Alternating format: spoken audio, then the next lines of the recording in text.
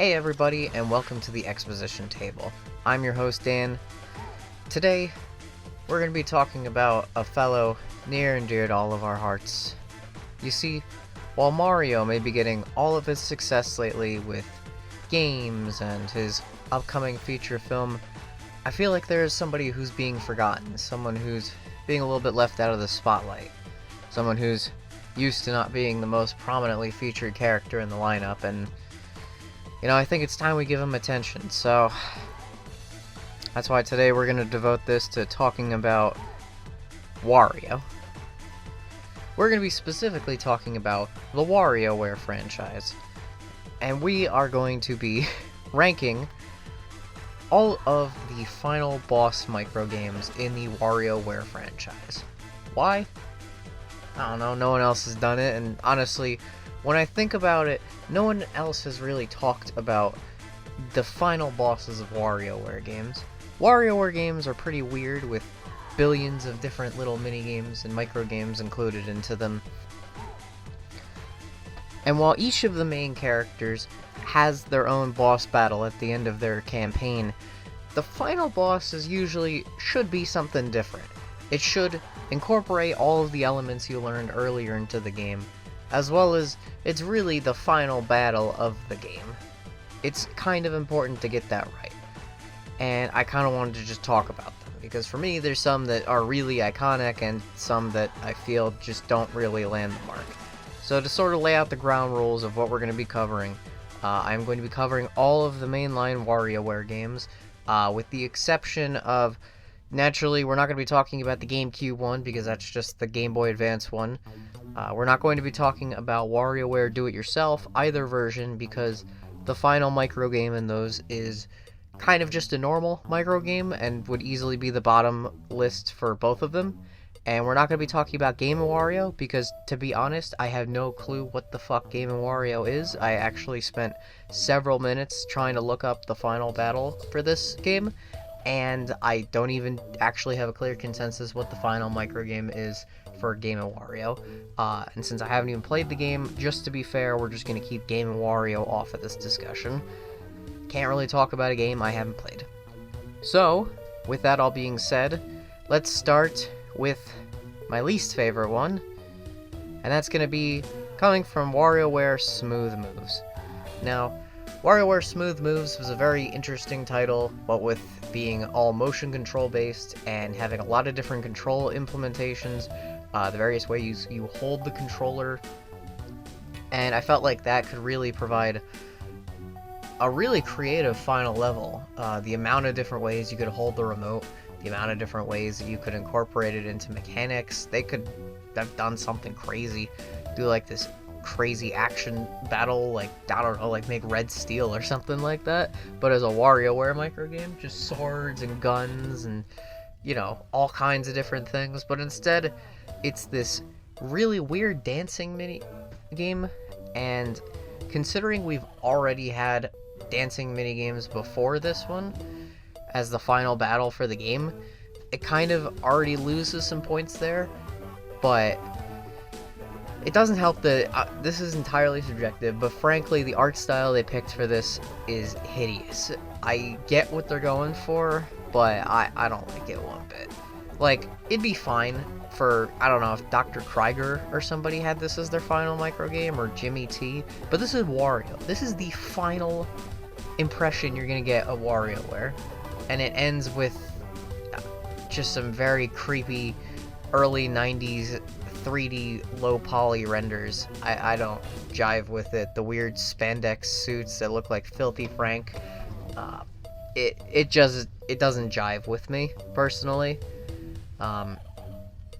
Yeah, I don't have much else to say. I mean, it's not terrible, but I don't know, it just feels like all of these micro games are pretty much fine, but I think the big issue is that they just feel underwhelming.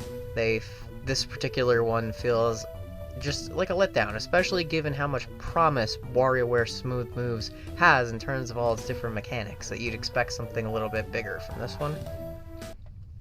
Moving on to the next one, we're going to be talking about WarioWare Gold, which is another rhythm-based minigame. This one has a bit more of a Mexican mariachi vibe to it, and I think that's pretty cool. It's not cool for a final boss, once again, but at the very least, what this does is it doesn't look hideous. I do think the art style looks good, just, again, not what I would really expect a final boss to be. It doesn't really have that conclusive finality to it. It's just kind of there. Now, what this does make up for it is, again, it has better music, better visuals, but it also incorporates all of your main mechanics. It incorporates the microphone, it incorporates the touchscreen, and it incorporates the motion controls into it.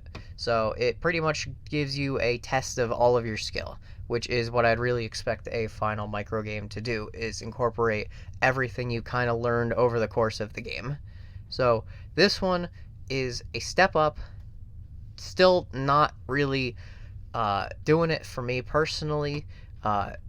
If the final microgame feels like it's being outclassed by other boss microgames in the same game, then I think that's kind of the problem, is this could just be anybody's.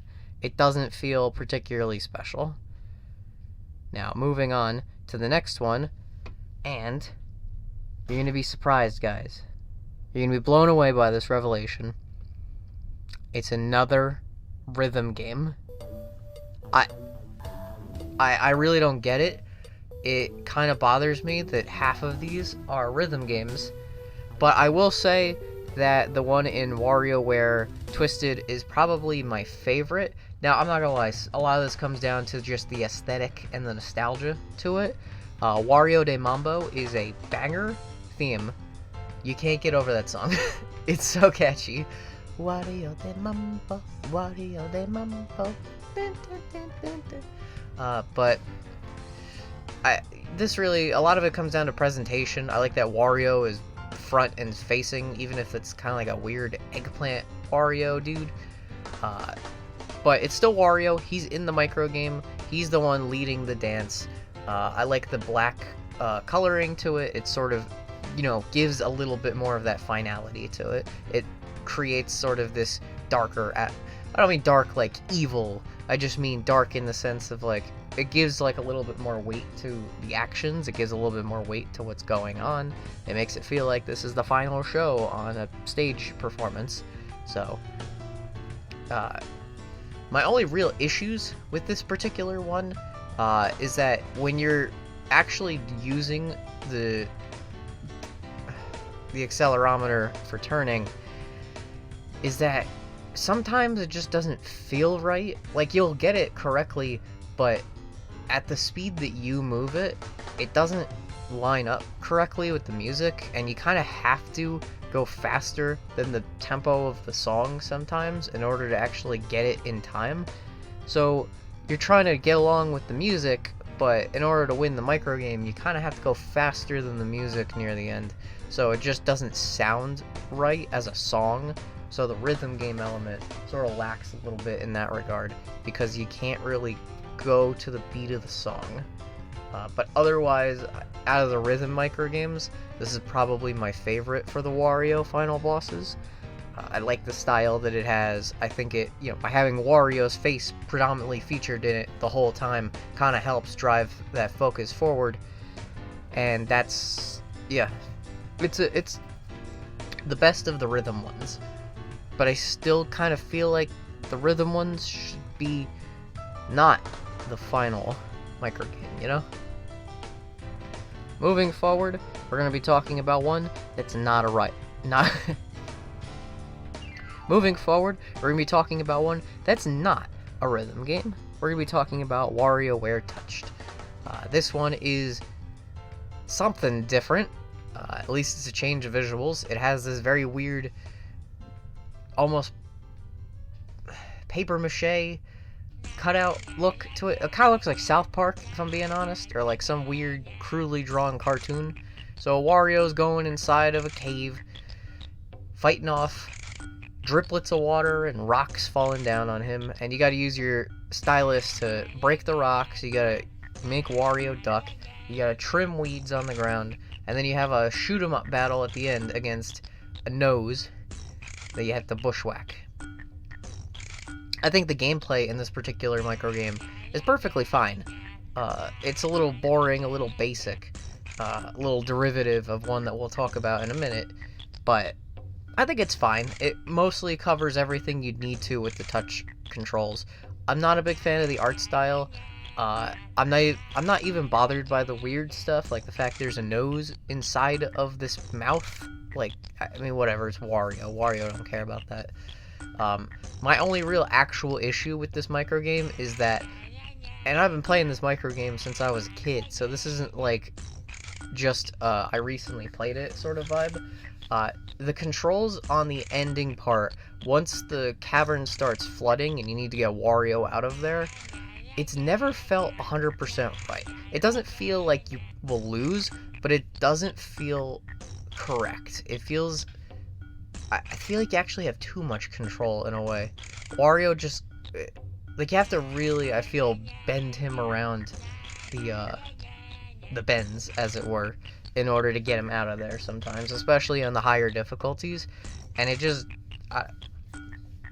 it doesn't feel as smooth as I would like it. I actually wish Wario moved a little bit more gradual, almost like how in Sonic 3 when you're going through water, like when the water's pushing you through. I kind of wish it had just a little bit more weight to it. Wario moves so freely that I kind of feel like he's just not going to go exactly where I need him to. It's hard to really explain it, but if you've played this microgame, I feel like you'll kind of understand what I mean. But other than that, this is a decent step. It definitely feels like a final boss, and yeah, going forward, we have 2 left. And I have decided that I'm going to give this second runner-up one to the first game, the Mega Microgames on the Game Boy Advance. This is what I think of when I think of a definitive WarioWare final boss. It incorporates basically every part of the key gameplay.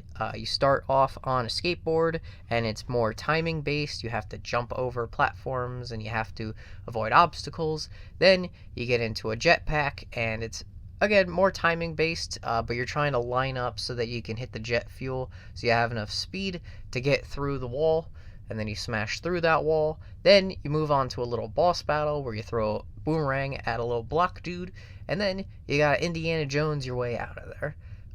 I feel like this incorporates basically every part of the game's controls, which is easy considering this game only has like a D-pad and 2 face buttons, so there's really not a whole lot you need to fuss with.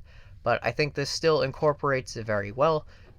Everything feels... It feels like you get the most out of your Game Boy Advance button layout with this. It feels like it's one of the most advanced microgames on the system, and really kind of pulls everything together, whereas a lot of these other bosses that we've encountered so far don't really feel like they're getting the most out of everything. This one feels like they left no stone unturned on terms of how they're going to give you control. At basically everything you could possibly do is incorporated here. Button mashing, timing, directional aiming. It more or less covers everything. And the fact that you're playing as Wario stealing coins, and it has sort of the same visual aesthetic. It's not one-to-one, but it does kind of look like Wario's in like a pixely sort of style, like he's going through a computer, which loosely ties into the whole narrative of Wario. I think he gets trapped in a computer for his final boss. So it kind of has some visual coherence with that as well. It's not super overt, but it's at least more consistent than the other ones, which, for whatever reason, most of the other WarioWare games, he becomes a superhero, but then they make Samba dancing as his final boss. I don't really get it. I mean, it's Wario. You're not supposed to get it. But still, this one at least vaguely tries to connect the visual themes to what's going on, because it kind of looks like you're going through Microsoft Office as Wario. So, this one, I think, is the premier example of it. And honestly, I think part of why I don't like most of these other Final Boss microgames is because of the fact that this one started off so strong that I kind of wanted everything else to be this strong. So, that's a really good mark to leave on. But, surprisingly, I actually think that the final boss of WarioWare Get It Together might be the best in terms of all of this. First of all, it's actually set up in the storyline itself. This is a diegetically happening battle. This isn't just some random minigame you're pulled into. You're actually in this fight. Your characters are all there. In WarioWare Get It Together, you play as different characters going through the microgames as you've all been transported into the video game, which is just kind of a thing Wario does a lot. He likes to get transported into video games or TVs or alternate dimensions. It's kind of just Wario's normal Tuesday at this point. But in this particular game, all the other WarioWare cast members get sucked in, and they all have their own special abilities, their own special powers.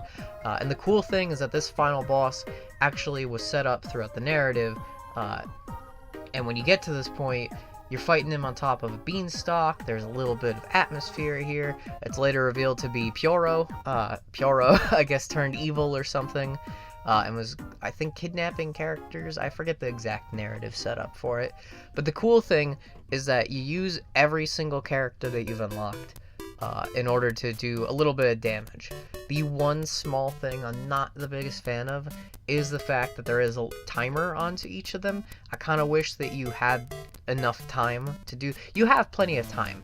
It's not like you don't have time to do each maneuver, but I kind of feel like it just adds a little bit of unnecessary stress to have a timer on each of them. But I guess it'd be maybe too easy if you could just take as long as you need to do damage. But it's cool because every character gets a moment to shine. Everyone fights slightly differently. You have to attack different eyeballs, and you have to do... I mean, it's a Nintendo game, so of course you're attacking eyeballs, but each character's special maneuvers are utilized. 18 volts sitting on the ground with the shooting, Kat and Anna with their jumping abilities, Wario with the shoulder bash. Everyone gets a moment to shine.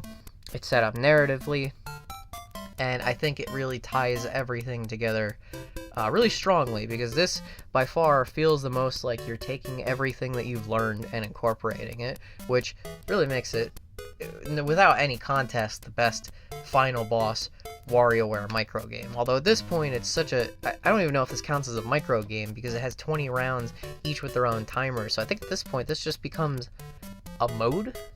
A game? I don't know. It's kind of weird, but it's so good I kind of want to count it anyway. So this is my ranking, so I'm just going to do it anyway. So, I definitely give Get It Together a lot of credit for really fixing up a lot of the issues I had over the last couple games in terms of their final bosses. And this really brought an actual boss. It's easy. When you make a boss, it's probably going to be the best boss. If you guys are interested in me talking more about WarioWare or talking about any other franchises, give us a little like down there below. I've been Dan once again, and we'll see you guys back at the table. Have a good one.